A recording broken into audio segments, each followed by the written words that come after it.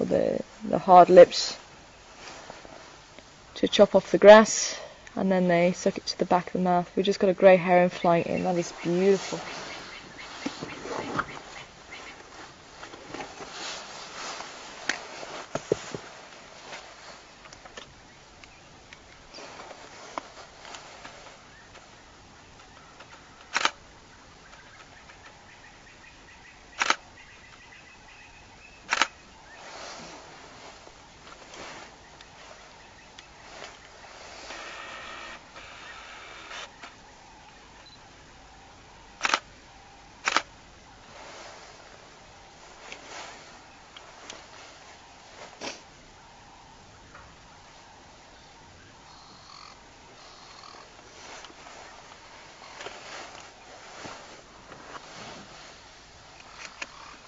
It's so nice to see grey herons so closely. And the hammercop's also flying in. Probably going to see if it can land on one of the hippos. That's what it seems to be doing.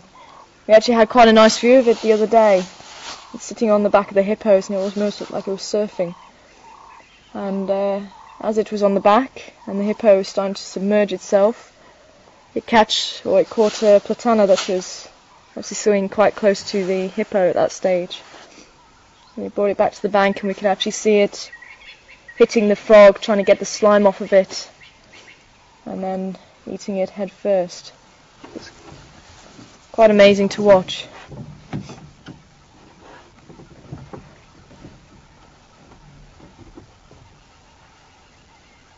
Hammercop just meaning hammerhead, from the shape of its head.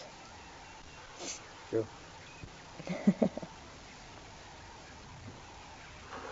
Oh wow.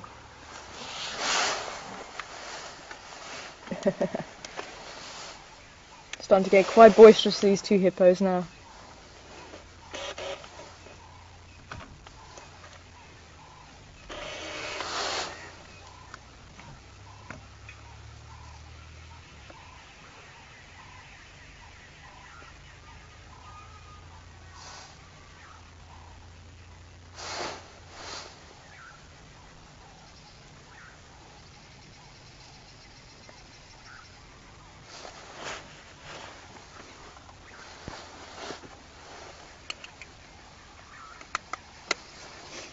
Just want to see if they'll... Oh. No. Just want to see if they will sort of do another charge at each other, and then we'll see if we can move on. It looks like they are still playing. Finally getting to the hammercop.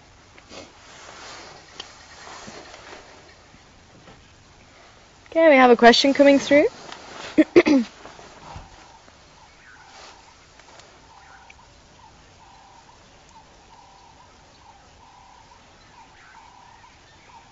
Okay, Broza from the Justin TV chat room, just asking what a group of hippos is called. I'm going to throw that one open to everybody else and see if anybody does know what it's called. It's got a couple of names. See if you guys can remember.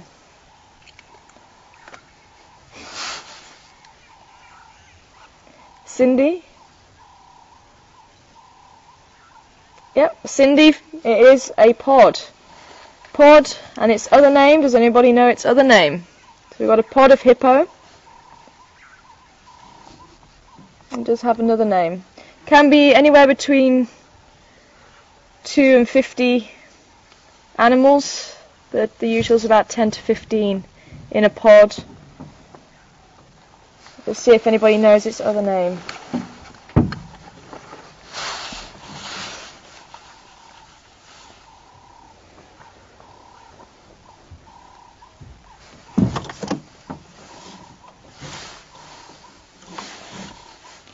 It's not sounding like anybody does.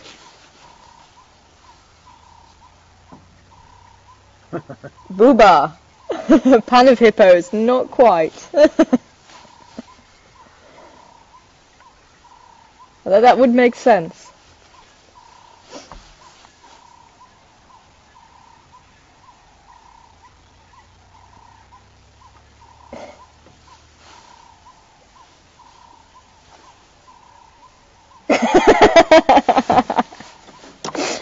I like it, big stinky feet. I'm not sure if I can actually say that one. You leave the middle word out. Yeah. Well, a heap of hippos. Yeah, a heap of hippos sounds good. In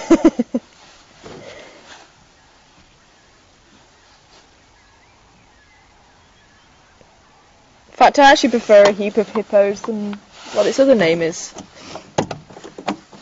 Come on, guys. You do know this one. I know you know this one.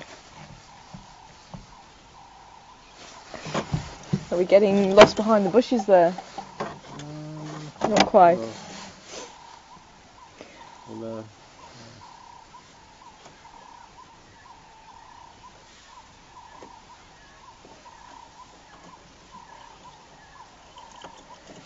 Alaskan Woman, I like yours as well. Thunder of Hippos. I've not heard that one. I'm not too sure if that is one of its collective nouns. And who said a puddle? Who was saying puddle of hippos?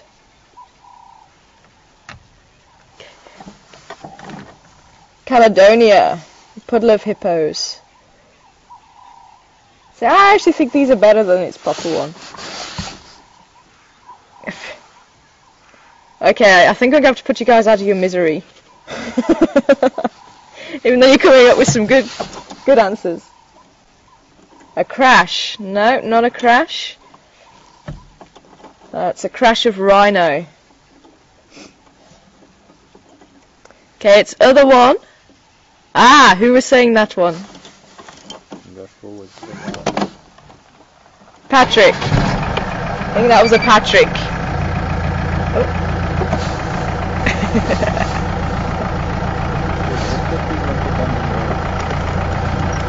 Magique. Magique is saying the correct answer, a raft of hippo. There you go, pod on a raft of hippo. Huh? Ah.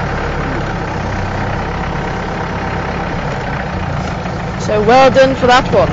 Got there eventually. Actually, I've got another question for you guys. Seems as collective nouns is not your hottest subject. What's a collective noun for the zebra?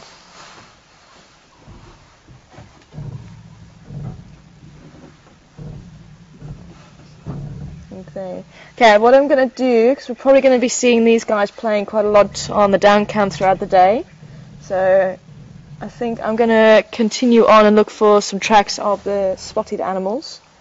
Okay, just all the guinea fowl. Hey! Magique and who?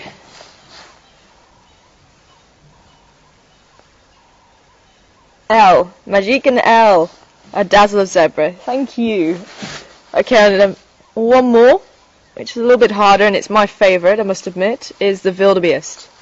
Anybody know the wildebeest? Collective noun for the wildebeest. Or gnu. And I think you guys got some beautiful shots of the guinea fowl at the moment. Quite a large flock, and it's nice to see, because apparently with the loss of habitat, guinea fowl flocks are becoming quite dramatically decreased. Was it what? Apparently loss of habitat. No, well, if you speak to anybody in any of the cities and towns, Neisner, they're inundated with them, I know, but even in Joburg and Santon, they're all over the gardens. Yeah. They're adapting. In some areas they are becoming decreased, and one of my friends was saying that they were actually thinking that it could become vulnerable in the next few years or so, which I never thought guinea fowl would. As you say, they're quite adaptable. You start to see them more around towns and cities, so maybe that might be their saving grace. The problem with that is that dogs and cats are getting the chicks. Yeah.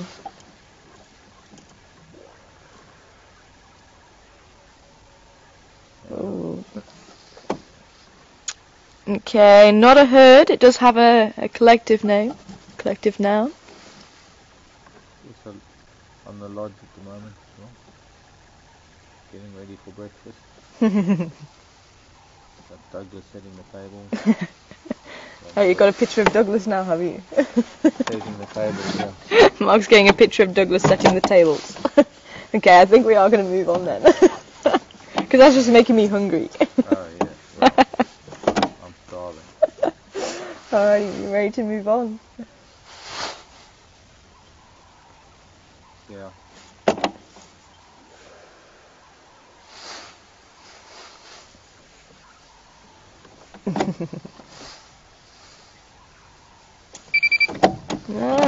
So. Let me get some time over this bar first.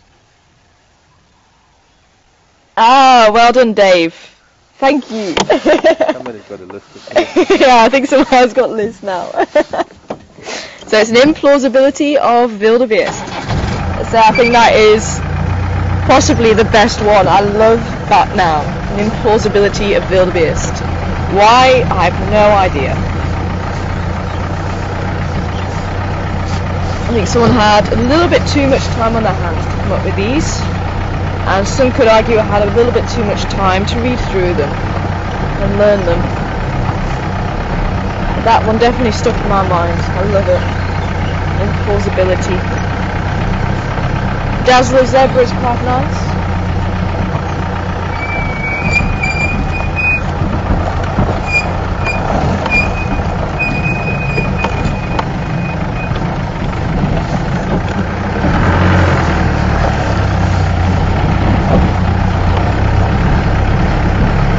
A lot of geese flying. So I think, okay,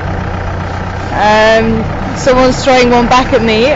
What's a lot of geese flying? Now I always knew the geese on the ground was a gander of geese. So I'm not too sure about the flying one.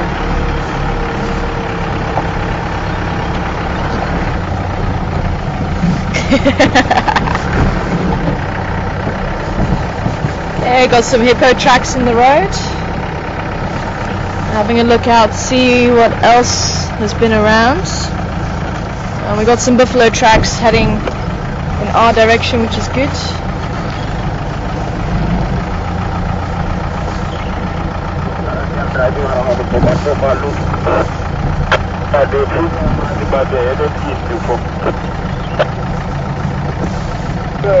Eastern block, east of Brown Ivory, there is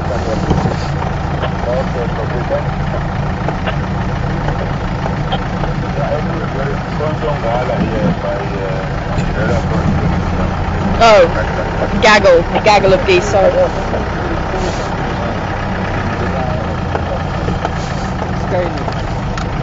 Skein? Mark's saying a skein of geese. I think I said gander is the male goose. A gaggle, that was the word I was looking for. Gaggle.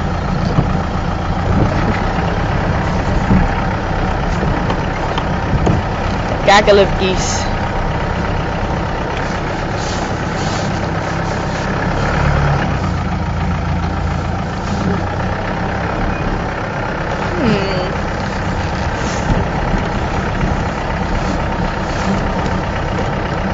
Sounds like there's some lines up by Brown Ivory.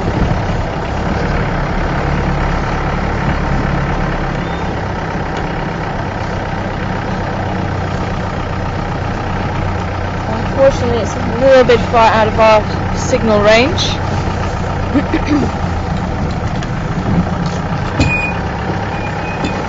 Okay.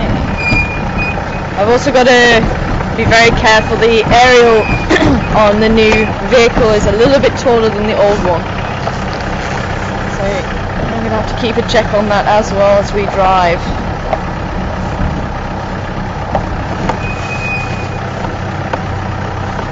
Okay, how are we doing with this one? Alright, through the russet bush willow.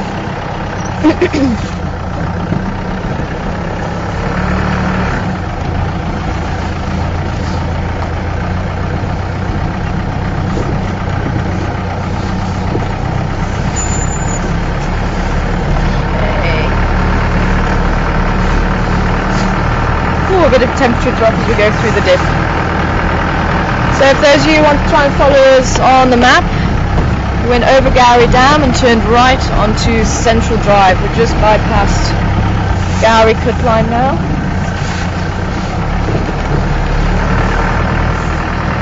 And so far I've not really found any tracks apart from the hippo and the odd one or two of the hyena.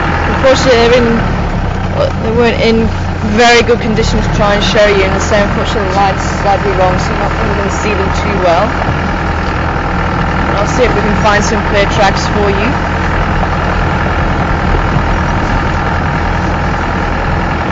Actually, I did want to stop for a russet bush willow. I forgot there now.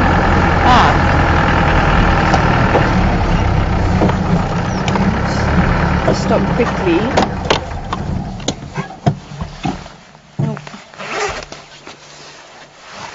I'll be back now.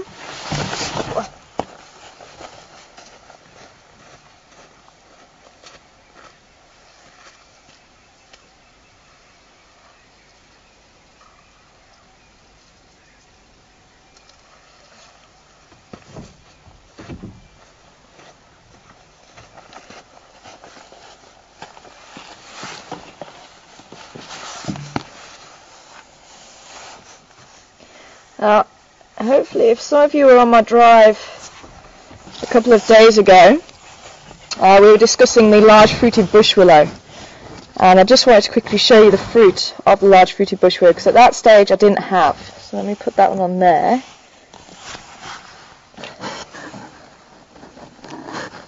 Oh, wow. Finally, I'm actually talking too loud for the microphone. That's quite impressive. Okay, hopefully you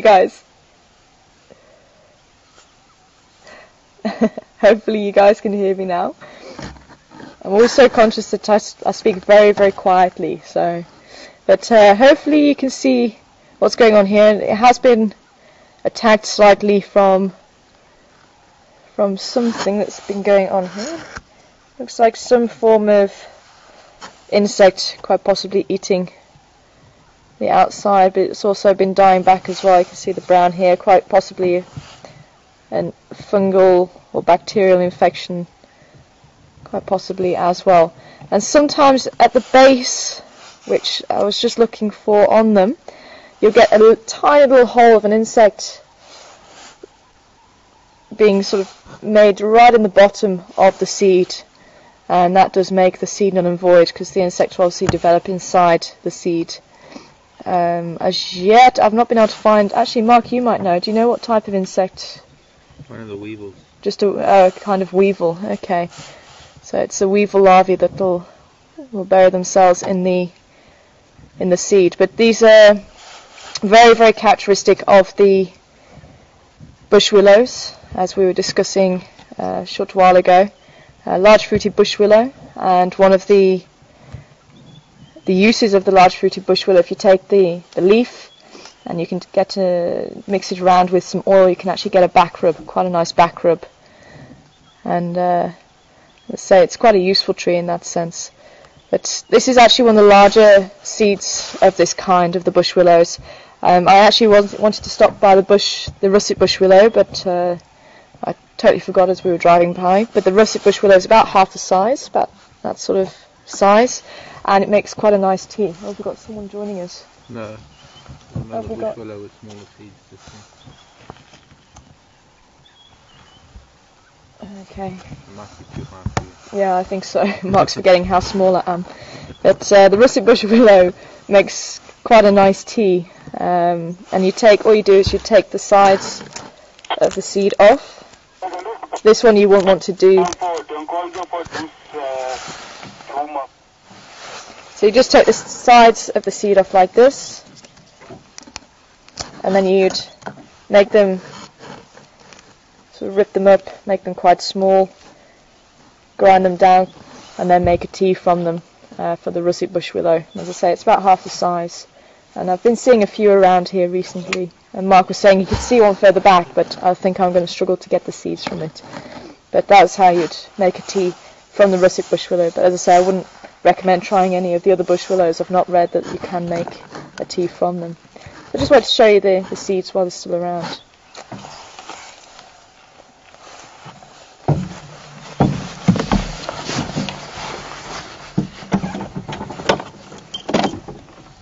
Okay.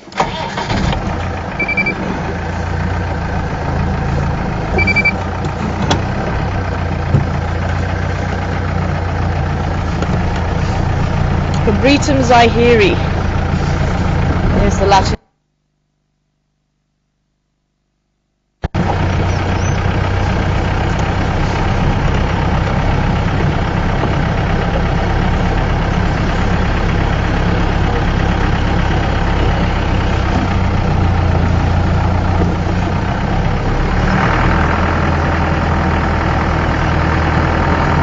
So I'm planning on heading back excuse me, to the area where we had the drag mark last night.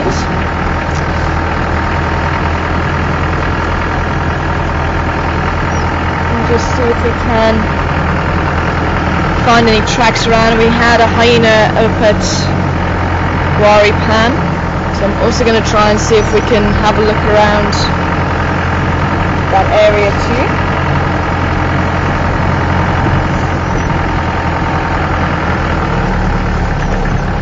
Gee, which road was it that we actually had the drag mark on? Was it Brotherswood? Which was the road that we had the drag mark on? Oh, it was actually on Central. So it was towards the end, towards Cheetah Cut Line.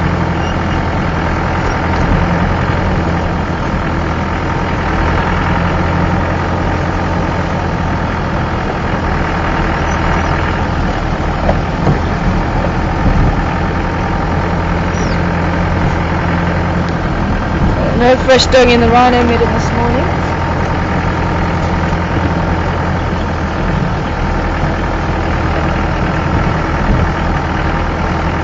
Wow, these hippos walked. I wonder where they actually went to graze.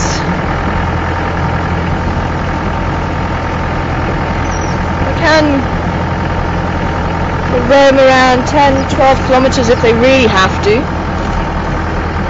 But tends to be a lot less than that if they can. Looking for any food available, probably on the plains.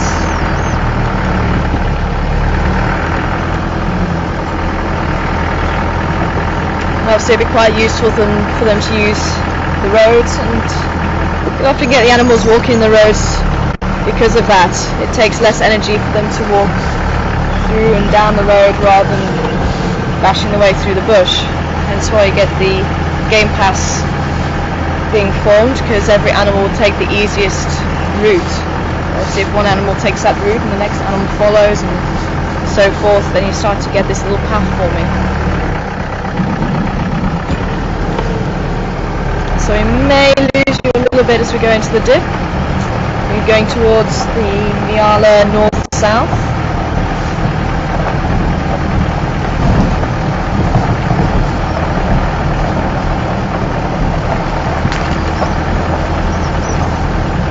We have a question coming through.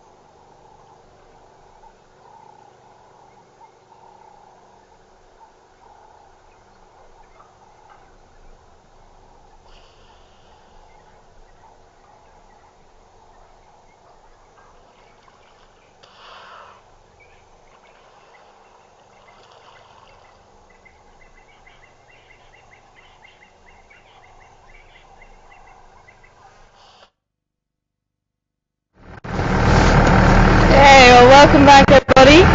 Unfortunately, as I say, just in that little area we do get a bit of signal break because it's going through a dip. So just to go on with Robert's question, and it's quite an interesting question as well. Just asking about the Styx Pride and have they actually split off completely now from each other. Remember, we've been seeing the 3 youngsters and the 1 male, and obviously Mark had on his first drive back, he had a phenomenal drive with them chasing a warthog when it came out of the burrow that they were resting around, and the adults being further down south. So I'm just getting some more hyena tracks in that way. So you're just asking about the Styx Pride. Now, it's been quite interesting because obviously we've all had our different take on it. I heard from one of the guys that down in Mala Mala, the Styx, that the 4 juveniles actually met up with the rest of the adults, and at that stage all 8 were together, and that was probably about 2 days before Mark found the 4 youngsters on their own again. I can't see why the youngsters would break apart and make their own pride, because obviously being fairly young, about 2 years old, first of all, having only the 4 of them, they're not going to be very strong, so obviously safety in numbers is a big thing. So I must admit, I'm not convinced that is what's happening. It has been known in the past, or it has been thought, should I say, that the 6 pride or the 6 females haven't been very good mothers. But if you repass back through the history, they've actually fought the Mapoko males quite a bit. And apparently there was one attack where there was 11 cubs, and the Mapokos came in and tried to kill the cubs, and the females managed to defend them enough that all 11 survived. And there was also an instance, I think it was Wrexham that was on drive, where one of the Styx Pride females basically allowed the Mapokos to mate with her, while the other females were making their escape from the Mapokos. And as soon as they left their guard, because they were following everywhere, they wouldn't let her go anywhere.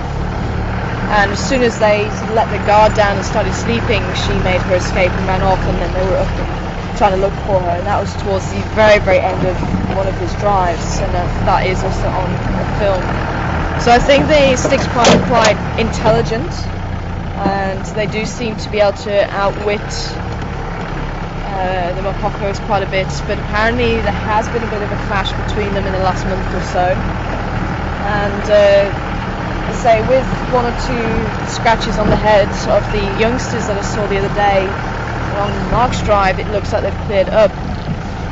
I wonder if the Mapokos have been sort of around there again, and the youngsters have just moved out the way. Because I say there was a bit of a look to me that there was a bit of a clash there. So I don't know if they're just keeping out the way for now, and once it settles down again, they might go back with the other females. So obviously they'll be stronger as a pride of 7 or 8. There's the 9th lioness apparently is pregnant. It could be she's going to go and give birth to cubs, so it could be that's why she split off from the rest of the pride, and we've not been seeing the 9th female with the rest of the pride. I've got a warthog here on the right. So far, as I say, we're still speculating. Oh, warthogs run. Ooh, very, very small piglet there. I think it's just too thick bush. Oh, that piglet was very, very small. Maybe see if we can... No. Gone.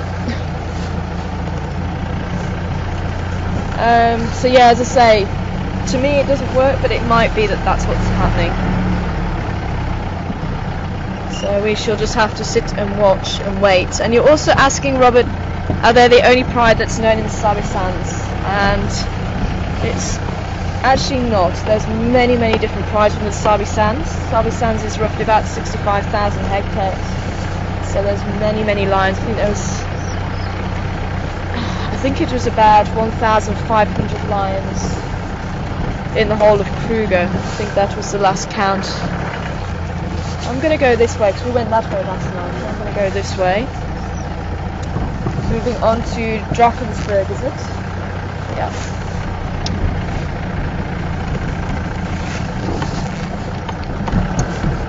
So yeah, many different prides, and we have the Styx Pride, which is one of the prides that come onto our concession, which is 1,000 in the whole scheme of things, or our part of traversing area, should I say, in Juma.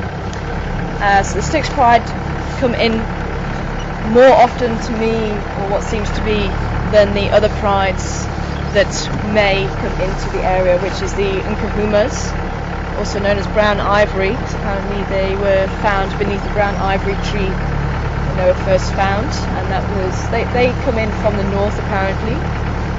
And we do hear about them on the radio a fair bit, but they don't seem to make much of an appearance down here at the moment. I'm still waiting to see Snaggletooth. Apparently she's quite a distinctive female. She's got a tooth out the side of her jaw, very distinctive. Still on the lookout for her. And again, roughly around 8 in the pride, but a few more sub-adult males, so that's apparently how you can tell those that pride apart, as well as Snaggletooth. And also a new one that I haven't heard the name before until last week, when someone was asking, I think it was Ice Age was asking about an update from the Windmill Pride, and the windmills also from the south. And again, quite a few youngsters there in amongst the pride. So those are the 3 that I know of. There may be more. There was a sandy patch female to the west. Unfortunately, I think it was the Styx Pride that killed the rest of the sandy patch pride a few years ago now. So there was one remaining female with possibly a cub. So we haven't had any more updates of her. So we shall sit and wait, see if she has just disappeared. That's apparently sometimes she does.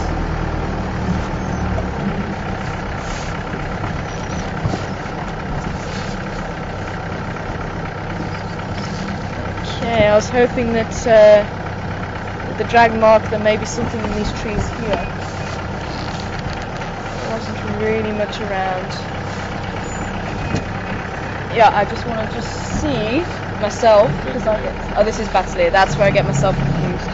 So we had Drakensberg behind us and Battalier's here. I'm just going to drive a little bit down here, but I might just turn around and go back towards Guari Pan. Or I might actually be able to do turn around, because I haven't driven here much, so I get myself confused here a little bit still. So I just want to have a quick check. Actually no, we could come back onto Mamba. I think I might just turn around and go back towards Guari Pan and just see. Alrighty, so we have a question coming through.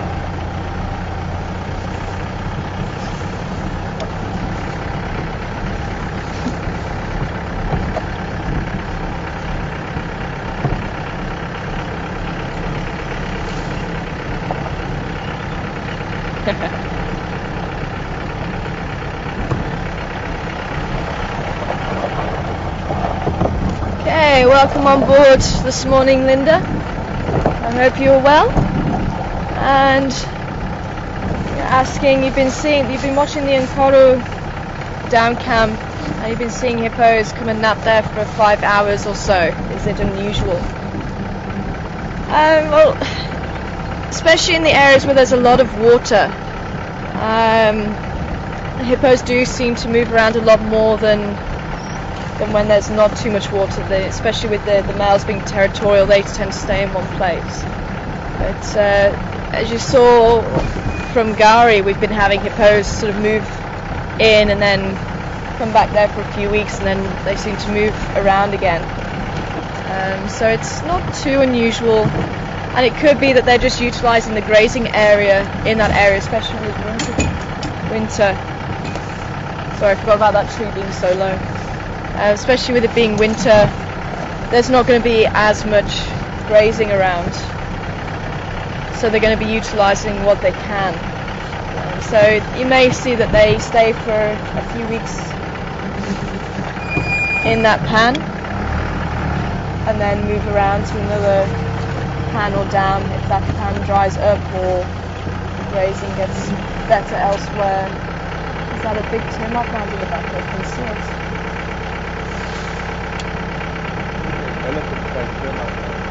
Yeah, exactly. That's what I was looking at. This looks a bit funny from here. Huh? Ah, it's a marula tree stump. Even Mark was convinced it was possibly. Yeah.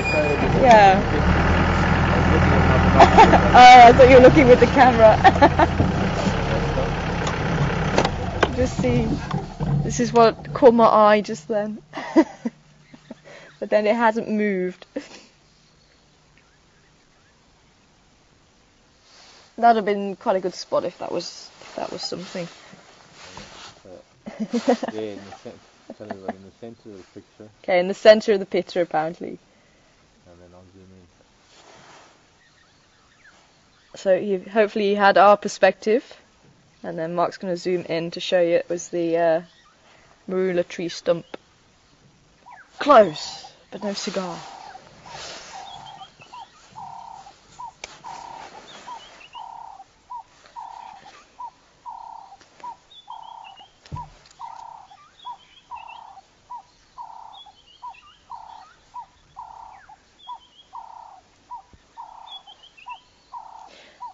So yeah, Linda, just to finish off your question, you may see that behaviour a little bit more during the winter. Certainly in my old reserve, we used to have 12 or 15 different dams and pans. And the hippos would certainly move around quite a lot, especially in the winter time, as they were trying to get to the grazing. So obviously they need to have the safety zone, which is the water. So if there is a body of water closer to where they are grazing, then I can't see why they wouldn't use that as a safety mechanism or safety device for them, especially if they're a long way from where they would usually be. Gee, is it around here where those pans that you tried to show me? Are they through there? Yeah, is it through there?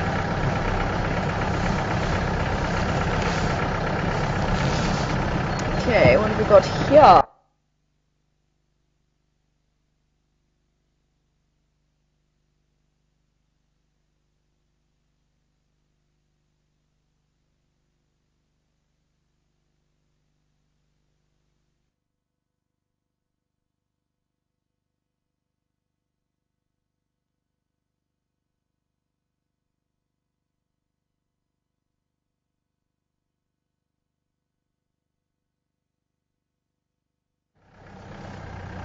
Okay, sorry folks, we just lost you there for a second.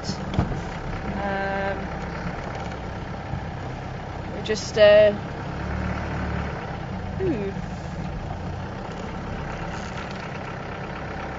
quite interesting.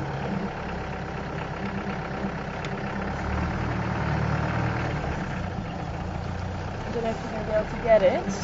Let's certainly try. Is that going to be better for you?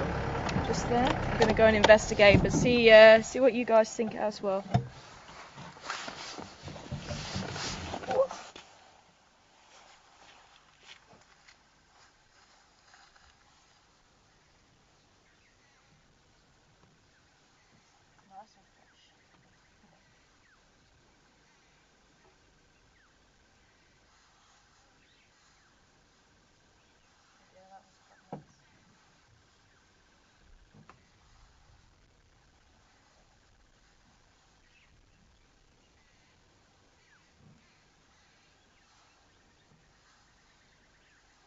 Can I have that feather, please? Sorry? That feather. Oh, didn't see the feather. Guinea fowl. Is it? What do you say? Nightjar. No, guinea fowl. Guinea fowl.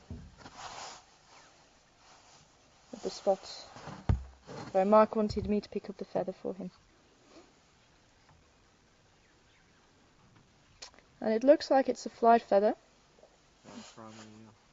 Because of this long shaft here, but you can see it's just offset. Whereas if it was just a normal body feather, you'd get the shaft moving, or shaft with equal parts to the rest of the feather.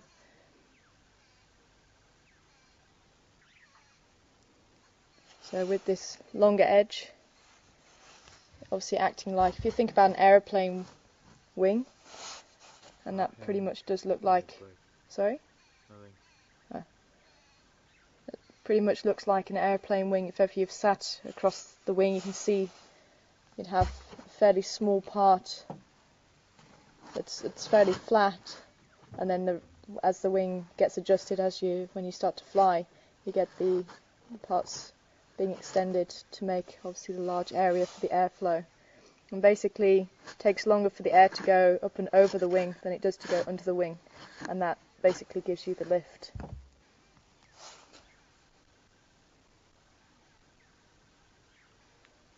So that's how you tell a flight feather from a body feather. And you want it for your hat. Yeah.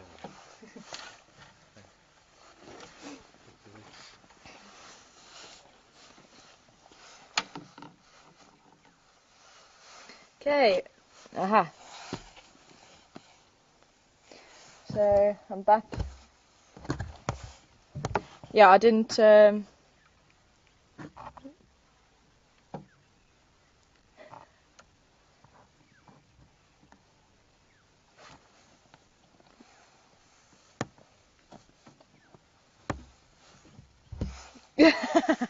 Thank you.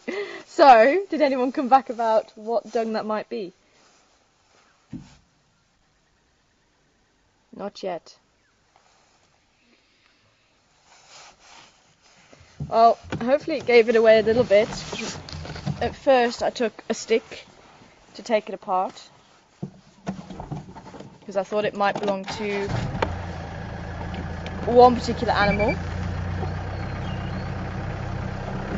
But when I looked inside,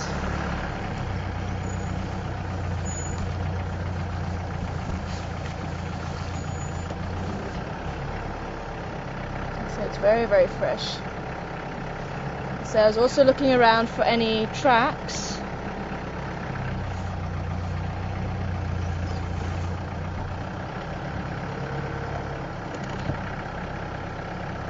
And I think I am right on my first assumption. Because it didn't smell like it either. But it had a lot of grass inside of it.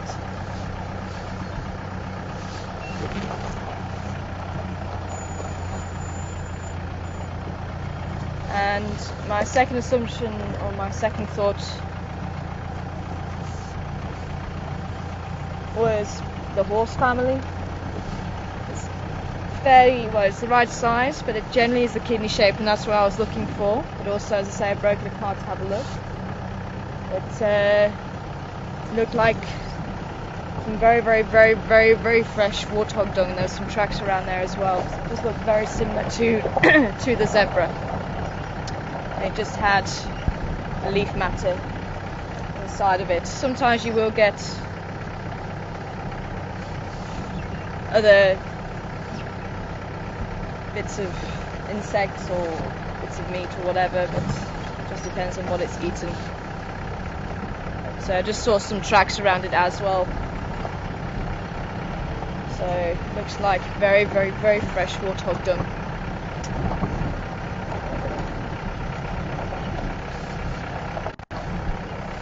Okay, as I say, I'm still not picking up anything from any of the larger animals at the moment, and it is starting to become a lot warmer. No, I'm not going to do the box crawl with the warthog gun, it's far too big.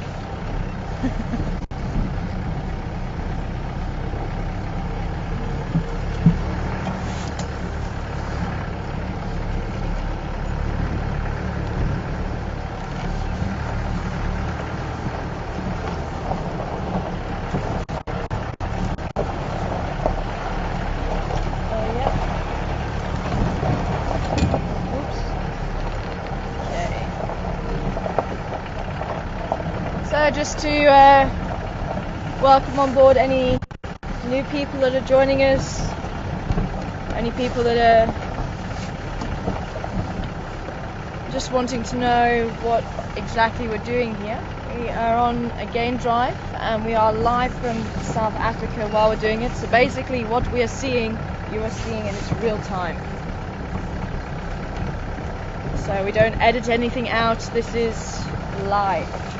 100% live, and I have Herman in fire control passing on any questions you'd like to ask, and all you need to do is send in emails to firecontrol@safari.tv, and I have Mark joining me this morning on camera and myself presenting. I am Tara. As I say, if you would like to ask any questions, anything to do with nature, you are more than welcome to ask it. So the more questions that come through, the more information comes out. But I will be asking you guys questions as well. You guys are doing very well about the collective nows this morning. Sorry? We've got a vulture.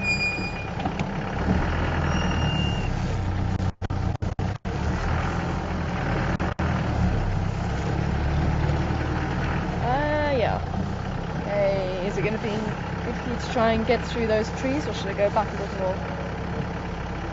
A little bit forward. Okay. Let's see if we can get a view.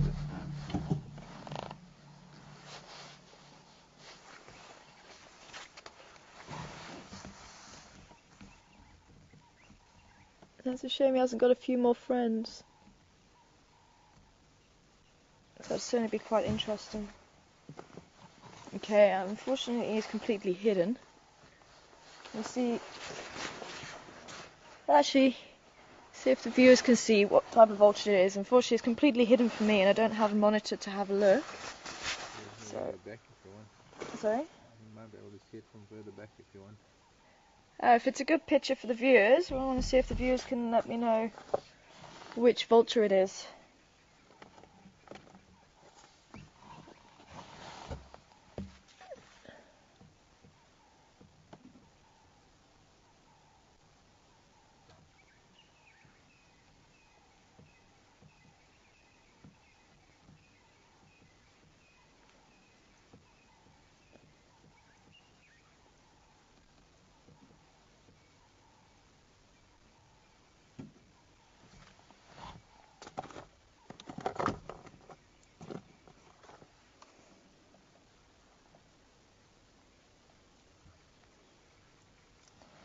Any stations, is there an update? Morning, Tar. How are you? Good morning, good and you? Well, Tar.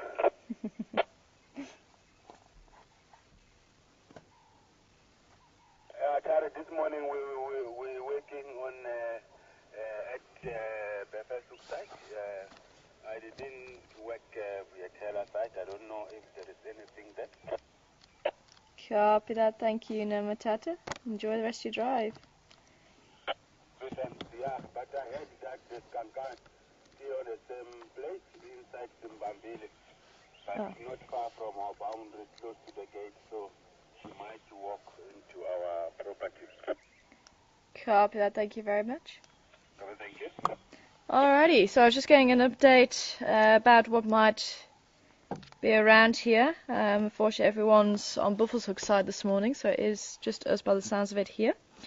They're just saying that the cheetah is still on Zimbabwe, but she may make her way over to our side at some stage, which would be really awesome to try and see the cheetah again while she's still around here.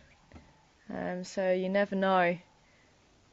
So I might just take a drive over that way, but for the time being it sounds like she's on Zimbambili. Alrighty. Okay, we've got an answer.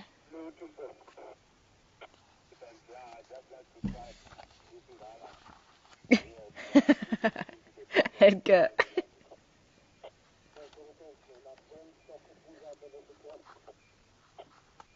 Oh, okay. So first of all, we've got the evil vulture. Who was that from? Edgar. Shame. It's such a shame. But vultures do seem to have this. They're quite menacing. Oh. So yeah, unfortunately they have this bit of bad press. They always sort of seem to be quite menacing. But obviously most of them just scavenge rather than hunt. The lappet-faced vultures have been known to collectively hunt. But again, I think that's on fairly rare occasions from what I can understand. But it always looks so menacing. But we also have Mike Moss, I think, saying white-headed vulture. And who was the one saying the white-backed vulture? Peaches. Peaches, white-backed vulture. Well, I'd go with Peaches with the white-backed vulture from what I can see. And Mark's also saying he's agreeing. So, well done, Peaches, for the white-backed vulture. Sorry, Mike, not this time. I was counting on Mike to get it right. Mark's saying he was counting on Mike to get it right. Mike will say he's not a birder. Aha. Yeah. No, Mike's saying it's quite hard to see from here. So yeah, so white-backed vulture. Also, we may get the odd Cape vulture passing through. So again, you just look for those two black patches. I remember one of my first drives, I couldn't remember which way round it was, but with the Cape vulture you have two sort of blue-grey patches sort of on the shoulder area, and that you can look for, especially when they're sitting like this, or especially when they're sitting frontways on, and that should help to determine if it's a white-backed or Cape vulture, because they do look fairly similar. But it's the white-backed vulture we see more often here, and it does, from where I saw it to begin with, as I say, I've got trees right in my way now, but from where I was sitting earlier, it definitely had the darker, rather than the black and white, of the white-headed vulture on its body. Again, it looks like it's just warming itself up. So sitting towards the sun, exposing its front. And obviously that's another way that the birds can thermoregulate. Either sitting with their wings drooped and hanging out with the chest towards the sun, exposing that thinner skin just to warm up.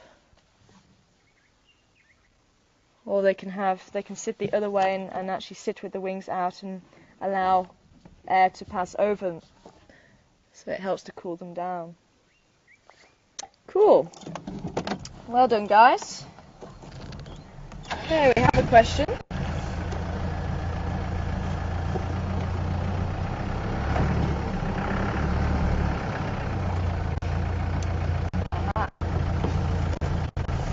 Okay, welcome on board this morning, Pamela. Asking if it was confirmed if the cheetah made a kill the other day, and I think Mark did say we had an update from the rangers later on that day that she did have a kill, and it is quite possible that when the youngster was chirping for its mother, she wasn't responding, and as Mark said, it was possibly because the mother was busy killing the impala, and I do tend to agree with him with that one. She should have really responded to that cub pretty quickly. If she could have done, I'm pretty sure she would have done. So yes, it was confirmed.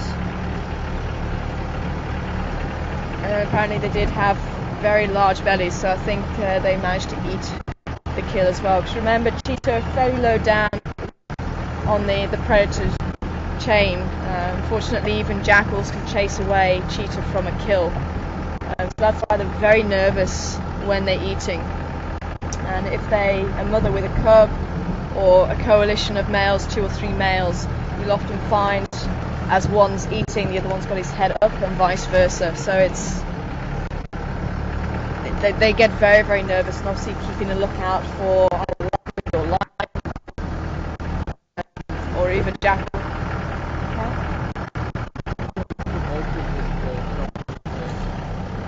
Oh yeah. Cool. All right. I think head down. Go up towards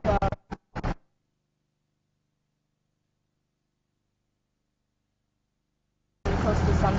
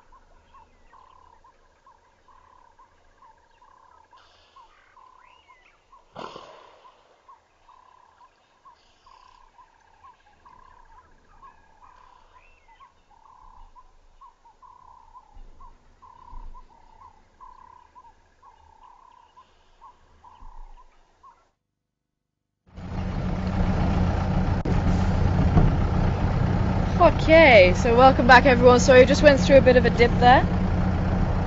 Back onto Twin Dam Road.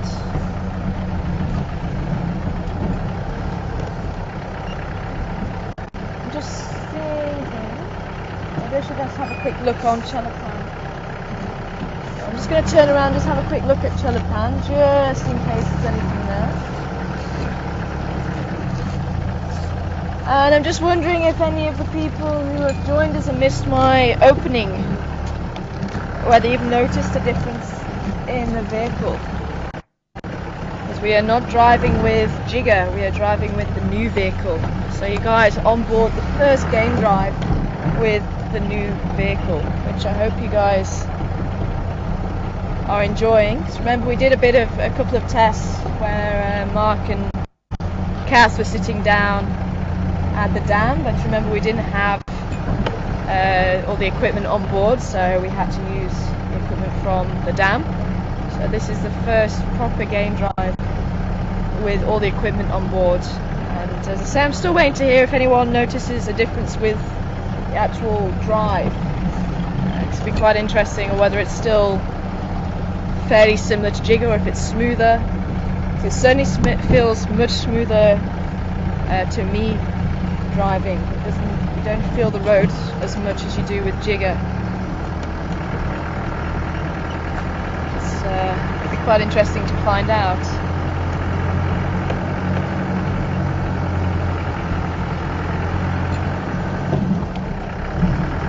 Oh, green pigeon just flew off. I'm loving seeing these green pigeons. I keep forgetting that we have them down here. We saw about 15, 17 of them the other day, myself and Patrick.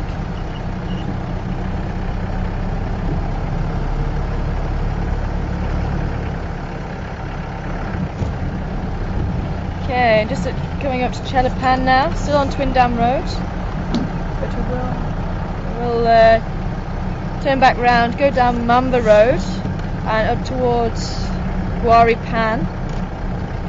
So I was having a look down Battalier and seeing if there was any sign of the cheetah. We had some the leopard. We had drag marks last night on the Ranger Race Drive, which I think Mark has done quite an awesome job at setting the bar, I must admit.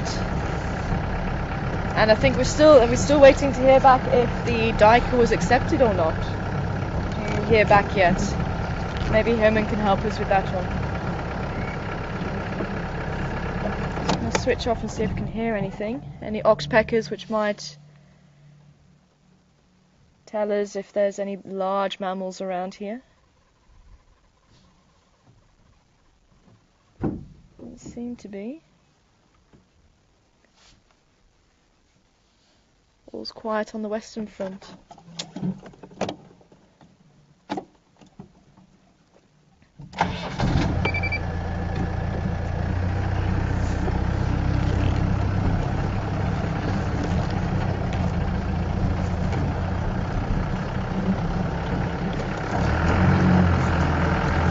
Okay. So we haven't really found any tracks of anything yet. Lots of hyena movement going all over the show, but nothing from anything too large this morning. See a beautiful zebra first thing this morning. The impala, giraffe. Hey, hiding.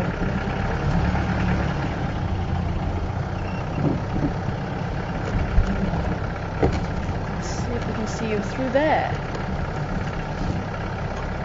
Is that okay?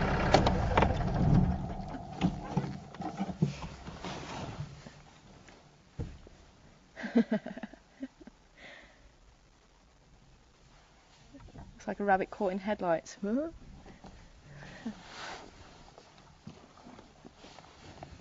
And looking over at the other side there, I wonder if there's some more giraffe further down. Actually, how zoomed in are you? Can you see the neck? Quite nice, or is it still a little bit too far away? No, it's okay. Because if you guys can see, it's got its cheeks puffed out, so it's ruminating, and if you look for the movement in the neck, you can actually see about a tennis ball size moving up and down the neck, and if Mark's sort of close enough, you might actually see the movement. So I'm quite fascinated with it. I can sit and watch it all day.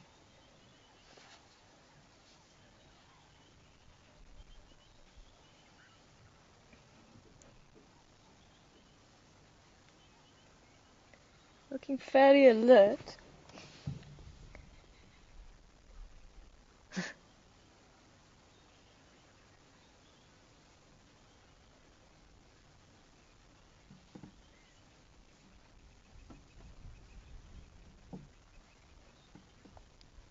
Okay. Only got static there. I just heard the word a little bit. What does he mean? Oh, it was just me talking. Oh. I thought he was talking about camera stuff. I'm just trying to see where this giraffe is actually looking, because it keeps looking down the road and then up the road. He wants to cross. Yeah. Mark's saying he wants to cross. There's no zebra crossing. He has to wait.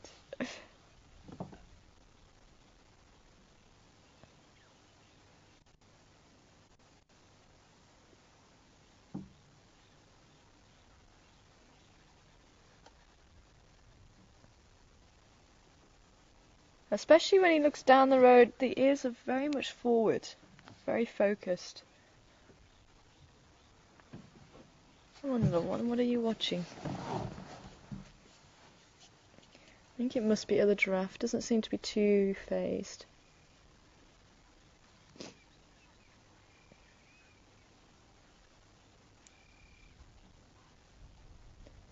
I'm going to come out and cross the road.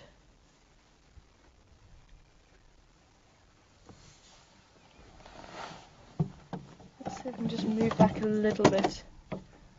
But we're going to be driving down anyway.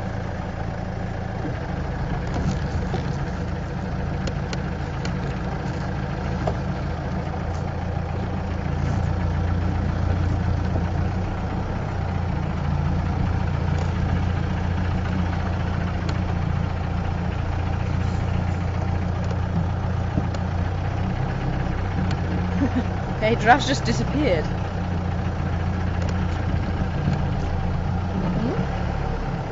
Oh, there. Change its direction without telling me. It was taking a little bit long. Ah, yes. Aha.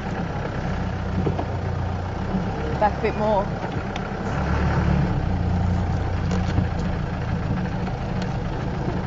Yeah. Wow, that is a tiny, tiny baby. Say when? Oh, right out there. Yeah. Okay, can you see? Sure.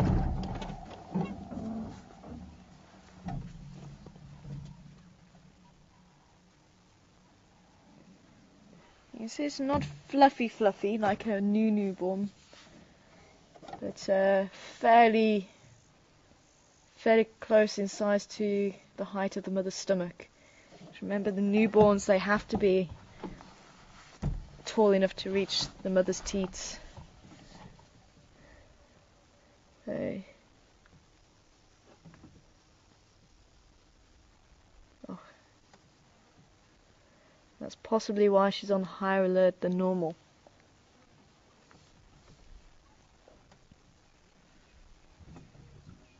Possibly around a month, maybe 6 weeks old, something like that. Hmm? I'm saying this is not, it's going to need a lot of modification.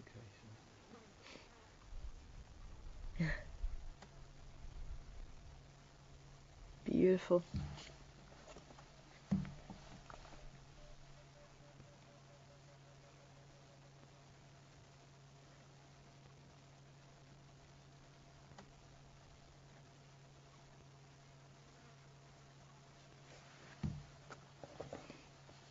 And obviously this bond is going to be very strong. Probably the strongest in a giraffe herd. Now she's they tend to move away, give birth by themselves, and then make their way back to a herd if they want to. But remember, giraffe society is very, very loose. They don't have to be in a herd if they don't want to be. I think there may be a couple of other giraffes around, because she does keep looking. And she doesn't seem to be too fussed, and especially with having a youngster, I think if there was something that was not to her liking, she would be moving away quite quickly. So I think there is other giraffe around that she's just keeping a watch on.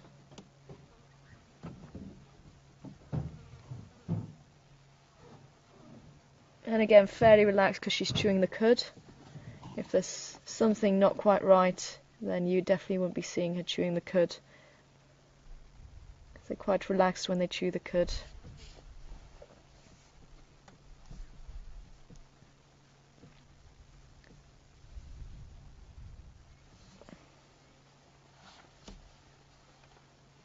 Sorry to say again?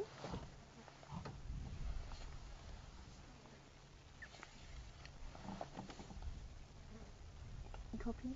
I'll just check the focus, he says.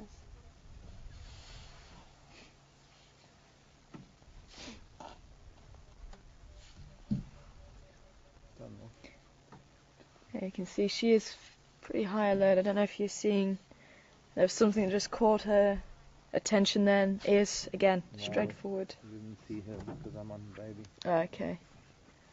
It's just very, very difficult at this angle, and if we try anything else, she won't be visible. Something has definitely caught her attention now. You can see she stopped chewing. Again, ears are forward, attention across the road.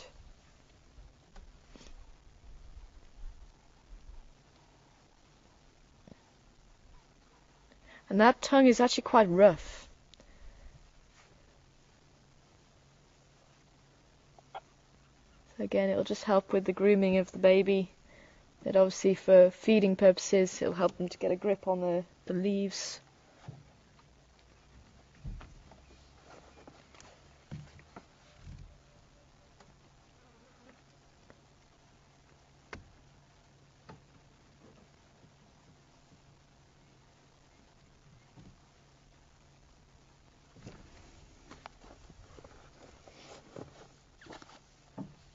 Let's say the baby giraffe would start to be weaned about 6 months, but they can continue on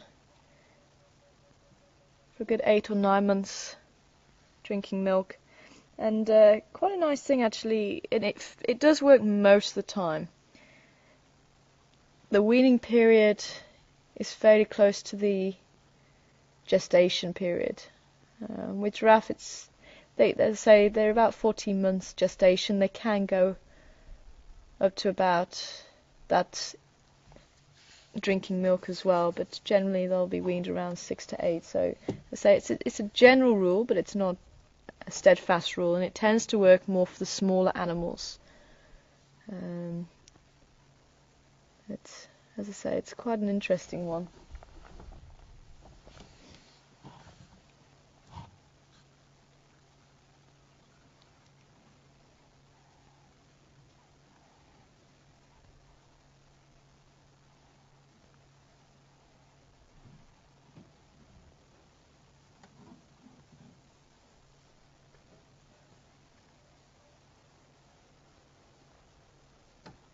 And again, for protecting her young against any predators, remember a giraffe can kill with one kick. And they can kick front ways, back ways, sideways, so if there is any predators around, she's quite likely to try and herd the young in between her legs, and then she can use the legs to defend the young. And again, with their fantastic eyesight, it's very, very difficult to sneak up on a giraffe. And obviously when they're more vulnerable is when their head is down, so when they're drinking. And that's why they'll be very, very cautious when they come to a water hole to go and drink, because that's the time when possibly lions will try and attack. As I say, I have seen pictures of leopard with half a giraffe in a tree. I don't know if they did kill the giraffe or whether it was already dead, but especially if any predator gets the opportunity, they might take a baby giraffe. I've had a baby giraffe in a tree.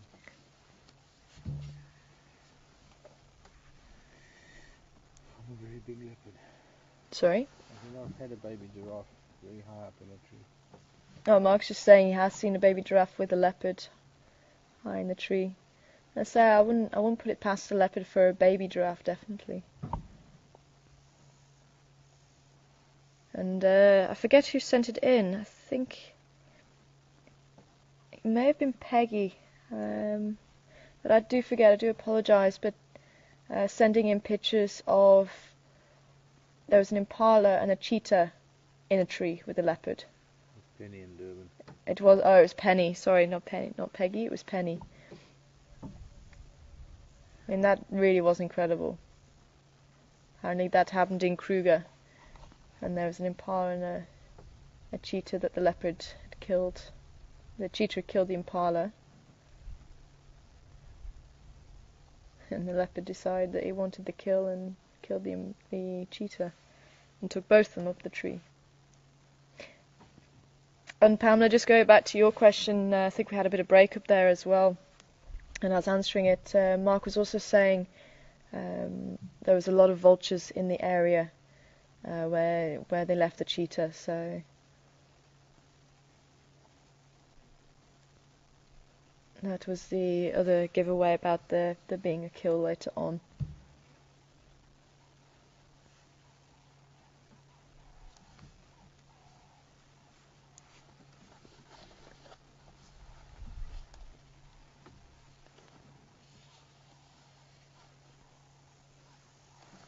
Sorry, just go again.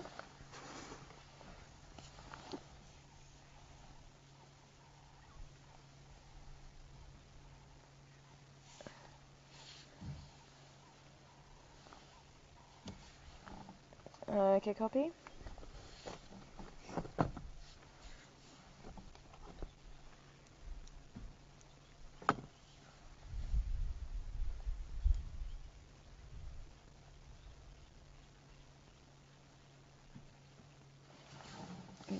Are you on mum or baby?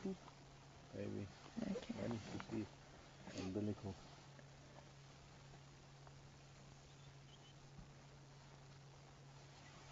can't get. It's difficult with mom. No. I just wanted. To, Just getting from Mark what you guys have got on screen at the moment. Let me go to mom. I'm waiting for baby to move. I want to see the umbilical. Mark's waiting for the baby to move to try and see the umbilical cord. And they are born with the horns. They won't sort of stand up and be ossified until after they're born.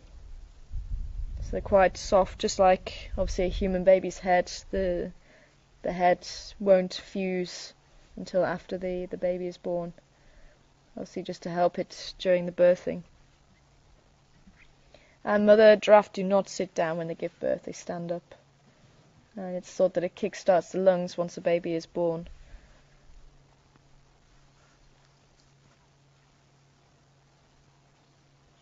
And again, if anybody would like to send in any questions, feel free to send them in to farmcontrol@safari.tv. Like to ask any questions about giraffe, or if you'd like to ask anything in general.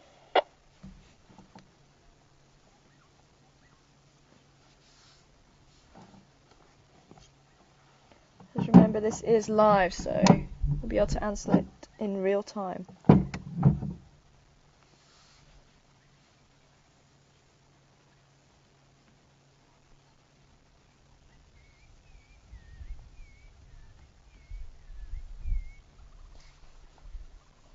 I can hear the crown chegra calling again. It's been a good couple of weeks since I've heard it. Sound like a drunk person trying to whistle a tune.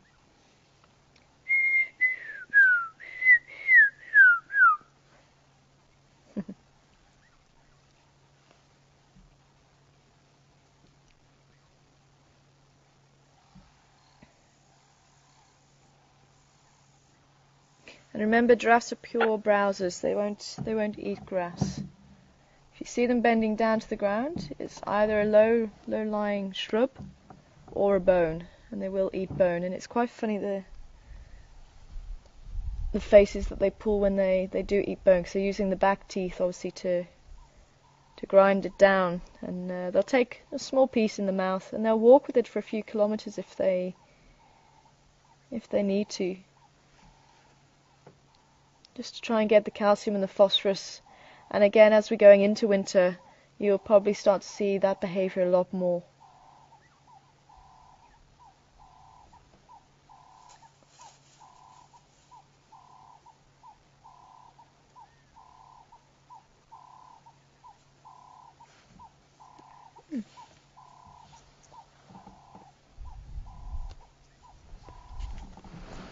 Did you copy that, Mark? No. It's just asking just to open up the iris if you're zooming in that close. It's a bit dark.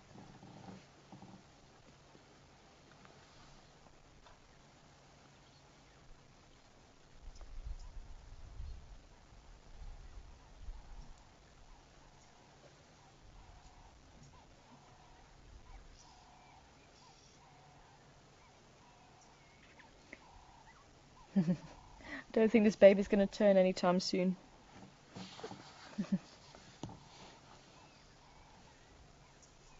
I think he's probably going to get a little bit uneasy. The fact that Mum has walked off is probably going to start following soon.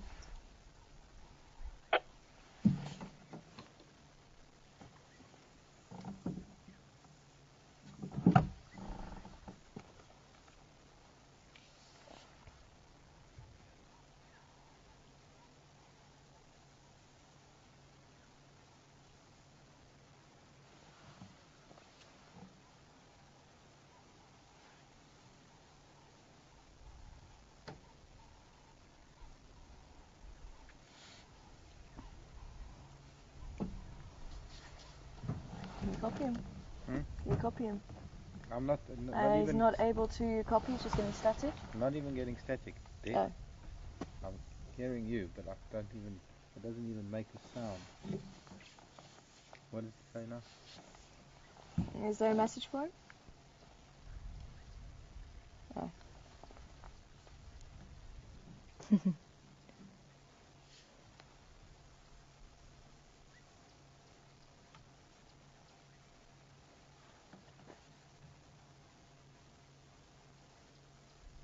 he's just getting a little bit uneasy now. Mum's a little bit too far from him.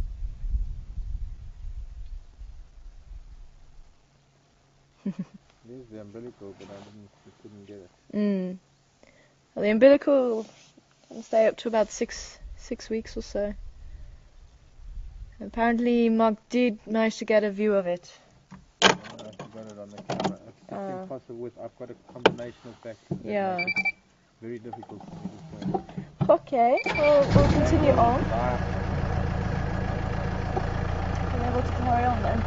We'll go up. I still want to try and get through to Guari Pan.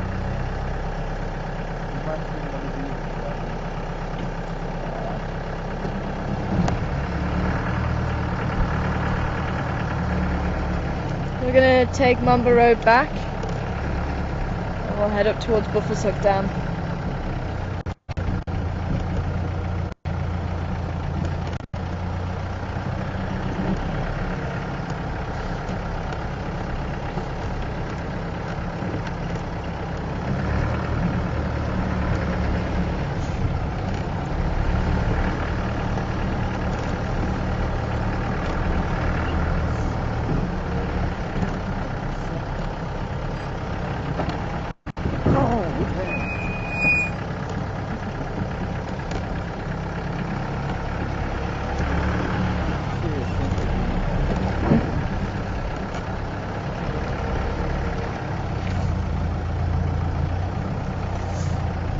I'll just see if there is any more giraffes further down. She's certainly looking at something.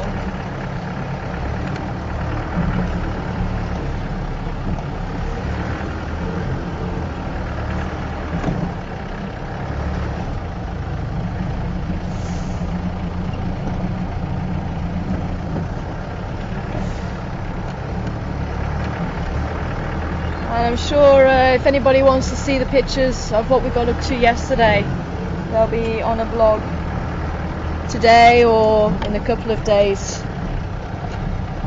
of our first aid training.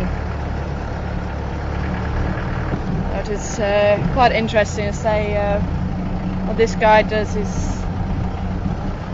sort of not the norm. It's not in a classroom.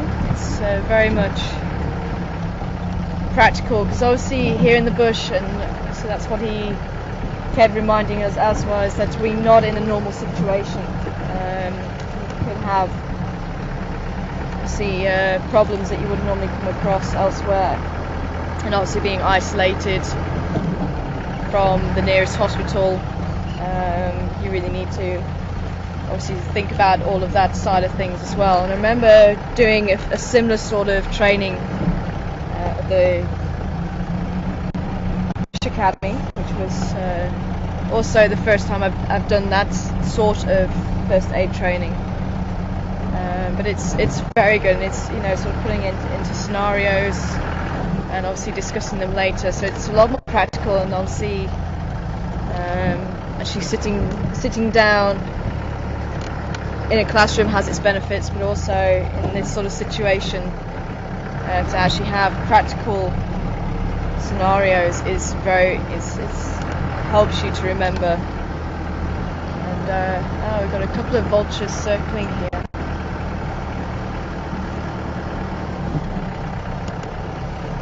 Is it vultures or batelea?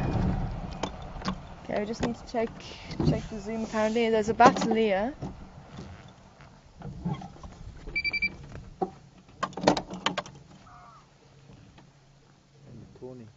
It is a tawny. I was going to say it looked more eagle-like. Can't get them, I'm sorry. And obviously bateleas and tawny eagles are usually the first to kill. Can't even get them. I just want to see, and there's another one here. Yeah, there's a leopard kill somewhere. Okay, so he came from in there. There's a female circling, and now we've got another one coming. That's a vulture coming in. That's that vulture probably coming to yeah. And all, obviously they've all risen up, so Yeah, they definitely came from in there, hey. And I'm just going to check where this vulture's going in. Because they came up.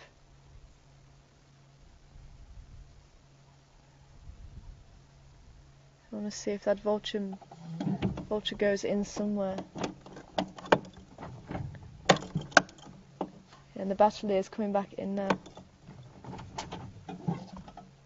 Because quite often with vultures they tend to look for other birds, because obviously they fly much higher. And they look for the behaviour of other birds, and that will signal them. Especially the lappet-faced vulture, which flies the highest out of all of them in this area.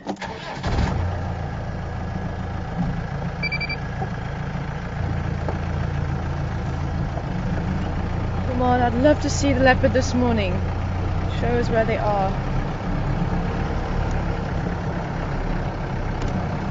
Got hyena tracks going up and down here.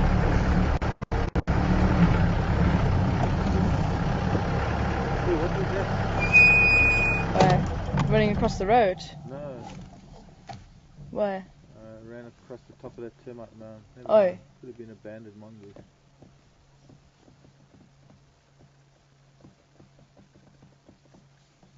Okay, I'm just trying to see what's going on with these birds, because it just looks like they're climbing higher now.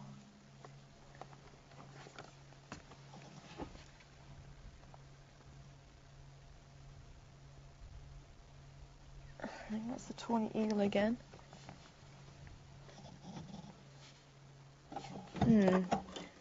I'm just wondering whether elephant skull and weaver's nest might be a better option now. Could be. I think so. Banded mongoose. What? Yeah, I just saw two of them. There. There.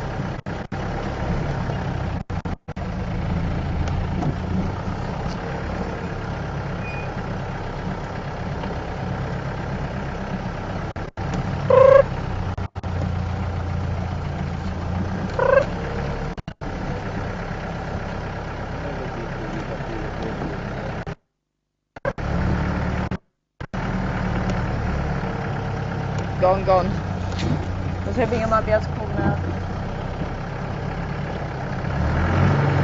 Okay, well I'm going to scrap the idea of trying to go up towards Gwari now. Just with the movement of the animals and with the birds. Sort of flying over towards Elephant Skull, Weaver's Nest area. I'll say I've got that they were going up and down, but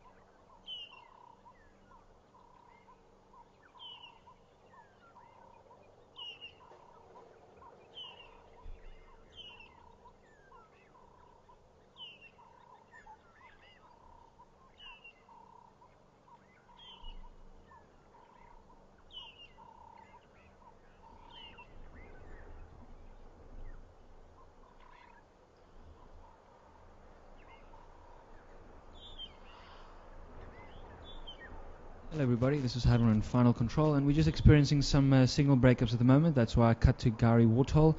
We'll be back on the jigger with Tara and Mark shortly. How's it going? Good actually. Why is it on 3? Except the last bit. Huh?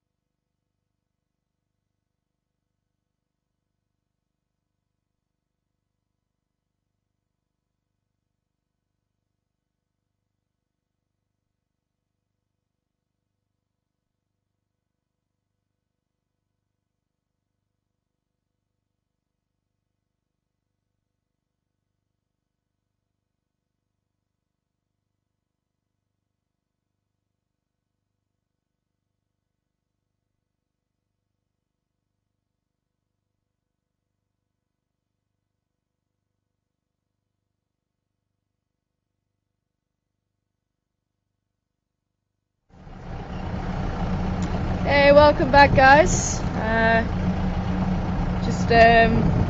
Was trying to see if we could get any view of the birds this side on Weaver's Nest Road. Unfortunately, the quickest way is Elephant Skull. But it doesn't look, I think the birds have dispersed. We haven't been able to see where it is, where they've gone in. I was hoping to see at least where they've gone in, then I might be able to follow them in, but the bats are there and the tawny eagle have flown off and the vulture carried on over that side. So whatever was there is obviously not there anymore, but I was hoping that we might get lucky then.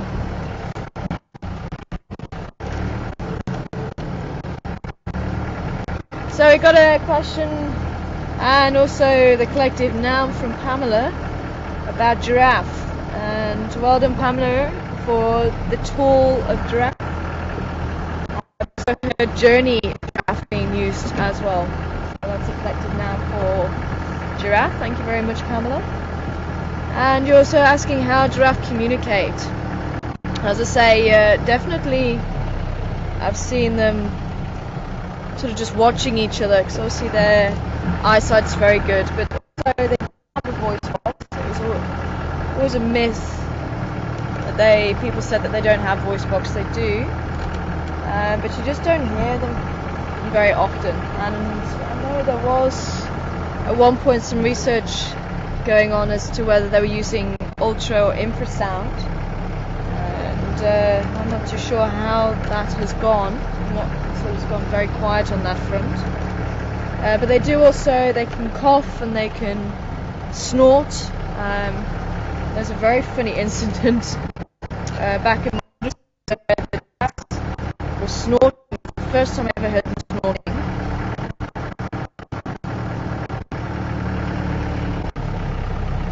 Okay. And I was getting so excited because these giraffes were snorting. They're all starting to close together, and I thought, oh, awesome! This could be the lions, or this could be a leopard. And I was getting very, very excited about it. And we were slowly creeping up to see what it was that they were looking at. They were all focused, and their ears were forward, and their eyes were forward, and then I suddenly realised it was on the boundary. So they had the fence, and then they were looking past the fence, and it turned out to be a cow. They got very upset by a cow being there. Unfortunately, it was a bit of an anticlimax for my guess, I must admit. Obviously, I'd been building up, going, this is the first time I've heard it. There must be a predator in the area, and it turns out to be a cow. So yeah, it's one of those things. So yeah, they communicate like the antelope do in that sense. And the zebra, again, universal communication to say that there is a predator around. But as I say, it's there was more research being done on the infra and ultrasound.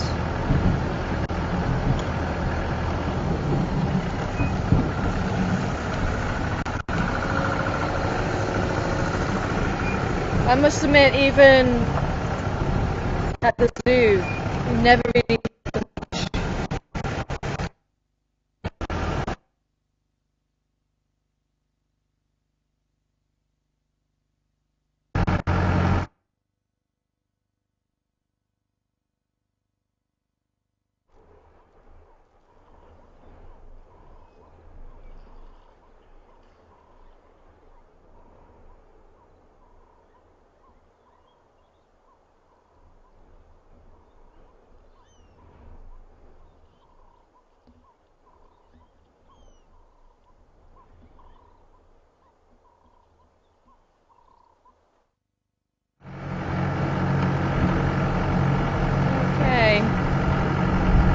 we just went through Philemon's Dip, just past the pump.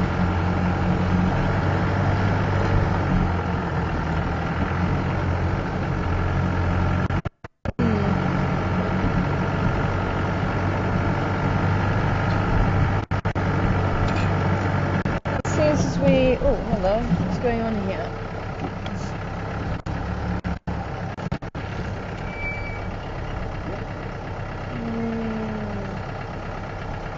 We do have some leopard prints here. There's some hyena over it as well.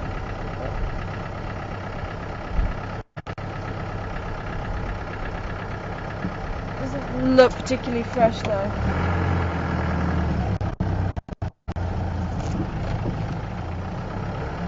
This one here.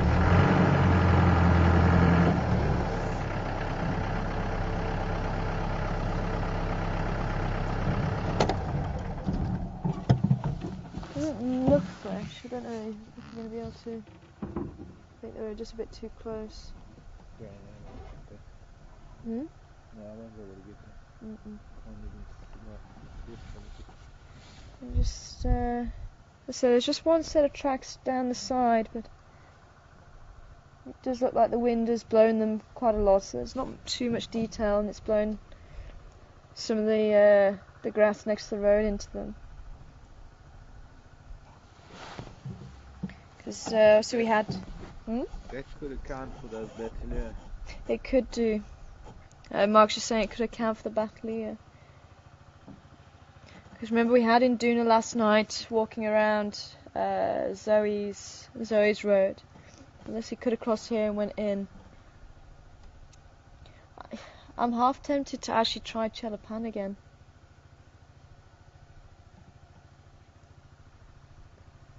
Because I was going to head up towards, because obviously we're running out of time to try and go towards Guari Pan now. Yeah, you know what, I think I might try it. We'll go back towards Chelapan, because with these tracks here, we didn't actually try that road. So I'll go up towards Twin Dam, down Twin Dam. Just see if there's anything else there. I'd love to have known where those birds went in. Unfortunately, we can't really go driving off just into the bush. If we had sort of a proper area where those birds had come from, then I would have tried it, but unfortunately you end up, if you try and drive off and just start bashing away around the bush, you're going to destroy the environment far too much.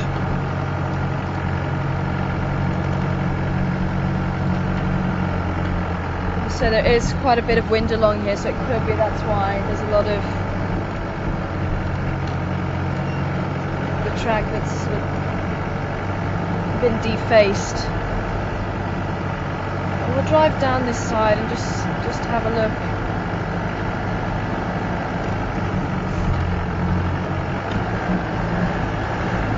Otherwise, there's still no fresh tracks of elephant, nothing from the rhino.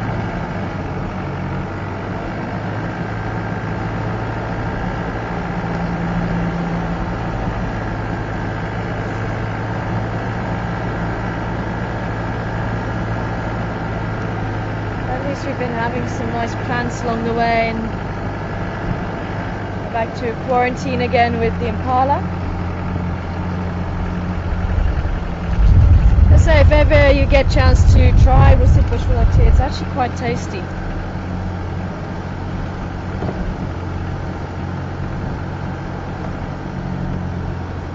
And just for those of you joining us for the last 25 minutes of the drive, my name's Tara, and we have Mark on camera this morning with Herman in final control. And thank you very much to everybody sending through your questions and answers.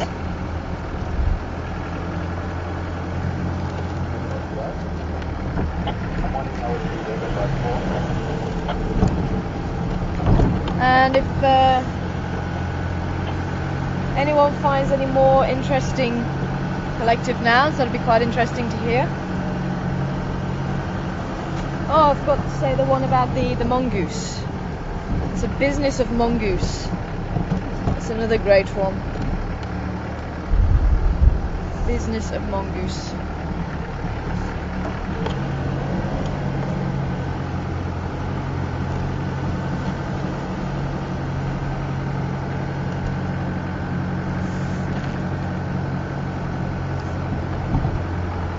I feel that it's warmed up now. I'm just going to take my jacket off from the very, very chilly start this morning. Apparently there has been places in the past here, especially in the lower lying areas, of frost.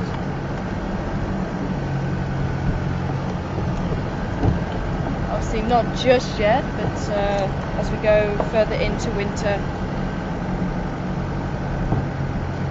Certainly during the day it's still very warm. You can run around in shorts and t-shirts unless you're in the very, very midst of winter. Otherwise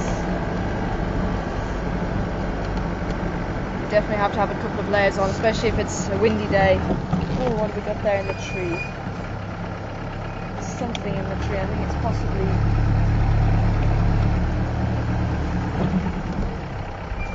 let's see.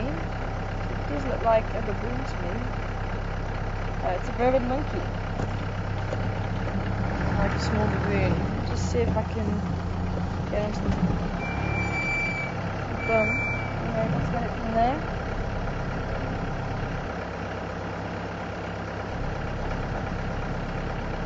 Okay, I'm just going to switch off, just in case you can get it. Okay, we have a question coming through.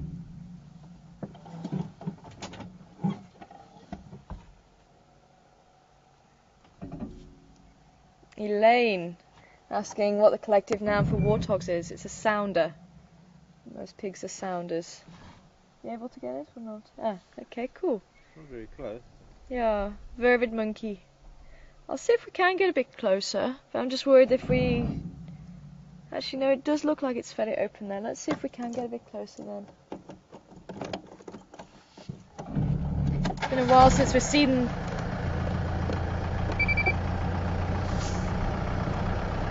Apparently this picture's a little bit difficult.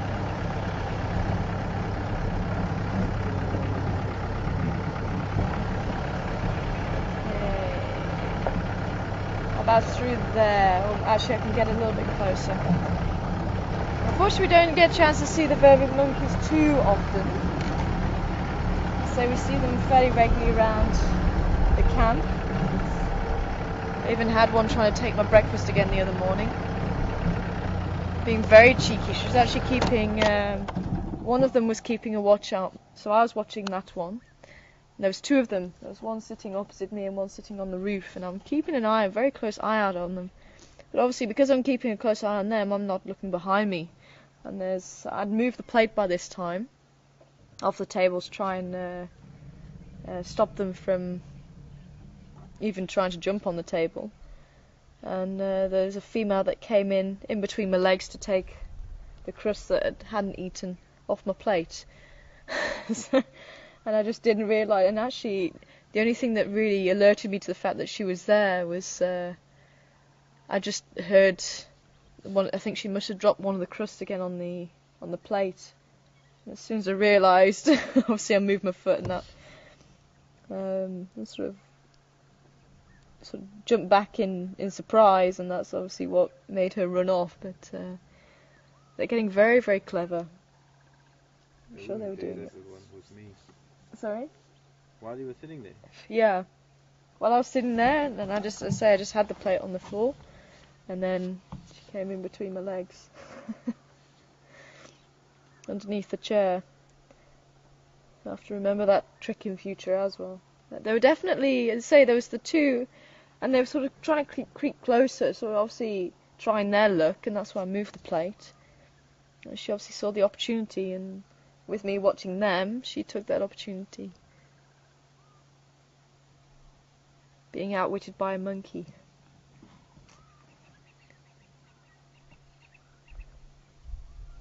So it's actually quite nice for you guys to see the vervet monkeys. So obviously we see the baboons fairly often, but again it looks like the monkey's sitting right out on the branch just to try and warm up a little bit as well. We got some berries or something that's feeding on in there. Can't see. I'm besting with the brightness of it looking. Yeah, it looks like he has got something. I've got very sensitive eyes and I have to wear sunglasses and I can't with the camera. So I'm besting. Yeah, it certainly does look like he's got something there.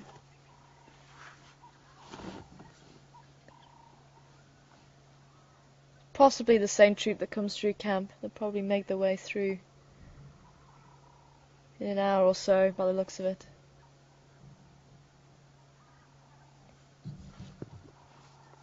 For those of you who are asking, we are in the same area where we had the lions a short while ago, and we have cleaned up the area there. So just to give you guys a bit of feedback on that one, we have gone to clean up those pots and bits of wire. And obviously with this being old farmland, you will find things like that, that as you get the rain and eroding everything away, and it starts to expose some of the wires from old fences and things like that. So it has been cleaned up.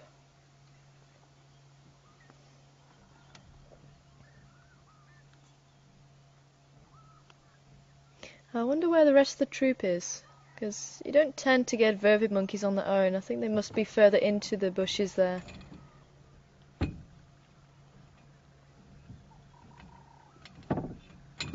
Looks like quite a big vervet monkey. I thought it was just a small baboon, one of the younger baboons sitting in the tree. I thought, oh, cool, they've come back.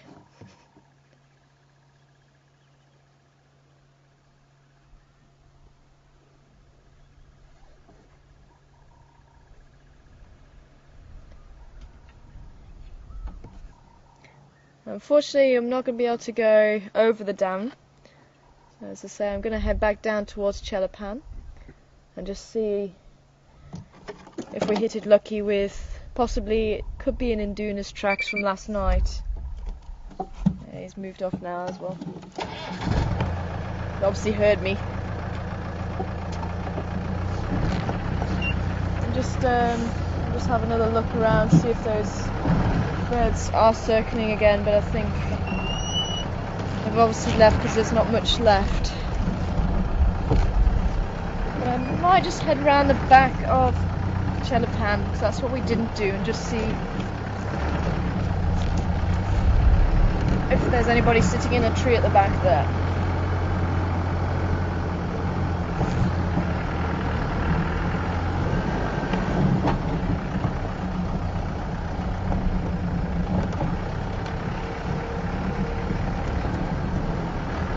Lots of old elephant dung in the road, but again, too big to do the box throw competition.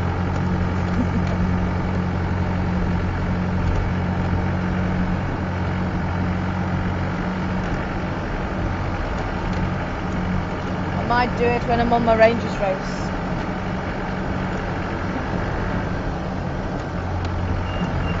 If we have chance.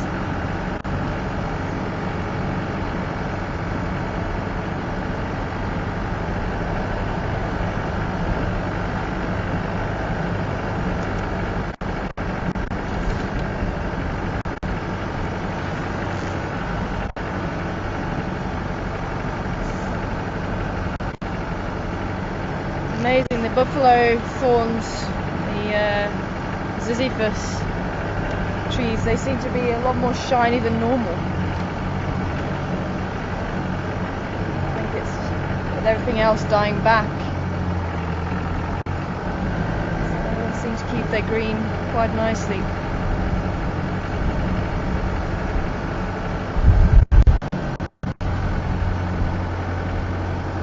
And what I haven't seen, we don't really have much of it. We had quite a few silver oaks in my old reserve, and as you go into they used to have hairs, or they would have hairs on the leaves, and some plants also have hairs. I haven't seen any really here, but the hairs get thicker, and it just helps reduce the moisture loss from the leaves. And there's quite a big difference in thickness of the hairs between summer and winter.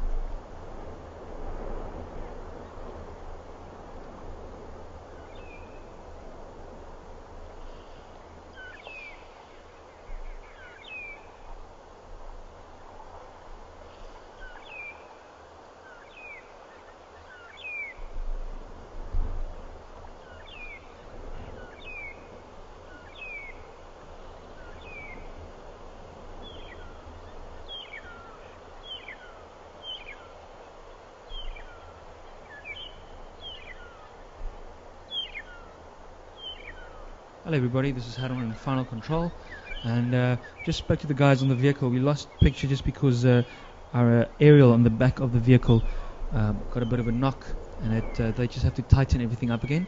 So they just have to quickly dismantle it, put it together, and we'll be broadcasting live from the Jigger again shortly. So please be patient with us.